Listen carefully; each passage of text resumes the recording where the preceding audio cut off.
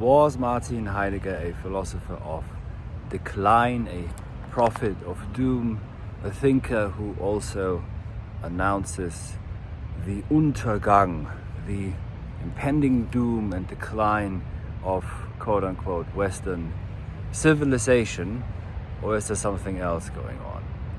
Now, Heidegger had a few things to say on Oswald Spengler. If you're interested, you can look at the respective sections in, for example, his lecture course on Parmenides. But that's not what I'm going to address here. There is, he makes a striking reference at the end of his essay Die Kehre, the turn or the turning or the turning in technology, depending on your translation, which was part of a series of talks he gave in Bremen. Einblick in das, was ist, insight into what is, was the title of that series of talks. So at the end of this talk or lecture, Heidegger says something striking. He says that all talk, and I'm paraphrasing here of course, is ultimately forms part of a technical representation of the world. And he doesn't mention Spengler explicitly, but that is of course who he is addressing, and a few others as well, but perhaps most importantly Spengler. Now Spengler, self-styled prophet of doom, who alleges an organic cycle of culture and civilization, which repeats apparently almost perfectly throughout history. And what is striking about this so-called organic, or I'd really rather say supposedly organic cycle of civilization, is understood with Heidegger, or thought approached with Heidegger, not at all organic, but is instead a purely technical mode of representing, and actually that means formatting the world.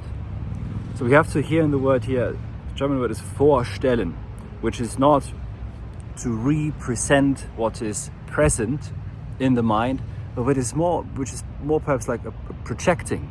But it's not just a projecting outward, it is a formatting of the phenomena, of the actual, so that it fits into an already preconceived framework. And it does so in a really technical manner. So it's a sort of technical and framing, let's say, to use this term, of the phenomena so that they fit into a theory, but in a specific manner in which Gestell operates. So it's not just, let's say, a theory or an ideology into which then the phenomena are pressed as if into a Procrustes bed. It's specifically in the modes of Gestell, of a concentration, of a challenging forth of beings so that they are allowed to appear only as Bestand. So what Heidegger here says is that Spengler is a philosopher of Bestand, is a thinker, philosopher of Bestand. That's not the best way of putting it, but it is ultimately that his approach, his theory, his account, and you have to hear the words, he's an accountant of doom, which also, of course, it's also very important to understand this, that Spengler insinuates that it's monodirectional and absolutely inevitable, which means that you have here someone who writes 1,200 pages which only amount to an apology to what is happening. Heidegger does not do so. Gestell is a finite occurrence, and the agents and managers of Gestell are also finite. So this technical representing, formatting of the world in this pseudo-historical account actually precludes us from entering into history. So the data points that Spengler collects and puts together in this, some sense,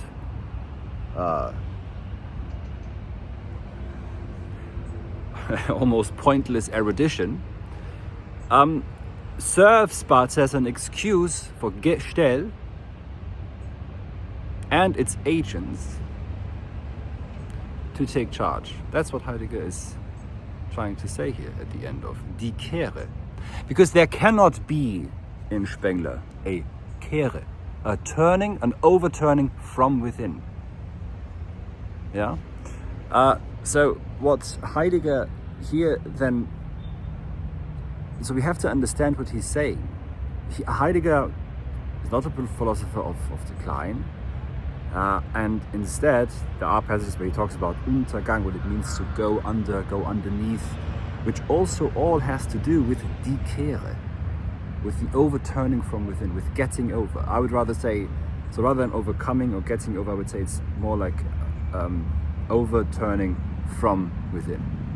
That is the task. And that's possible, because the sendings of being as such is multidimensional. Anyways, the sendings of being, the destining of being, those are not at all monodirectional, deterministic, or even if supposedly organic, monocausal, and is not about a certain effect that we can see. And also, just in general, one could say about Spengler, from which vantage point do you see history? How is it that you can see the shape of history? That would presuppose, for example, a transcendental subjectivity to a certain extent. Now, Spengler is not a speculative philosopher. He is an accountant of historical facts that he then orders and arranges as Bestand, as a standing reserve, into a preformated framework, so that the end result is that what he wants to argue for, which is the inevitability of decline.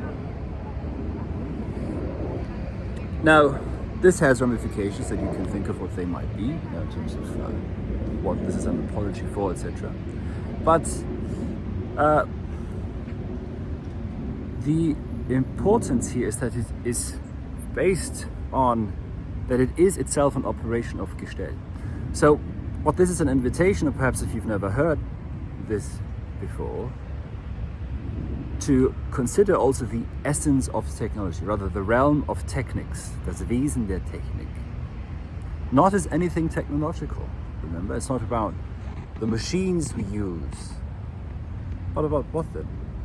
About how we think. And Spengler turns out to be what? An agent of Gestell. An accountant of declining Bestand, who arranges data points so that they stand ready, so as to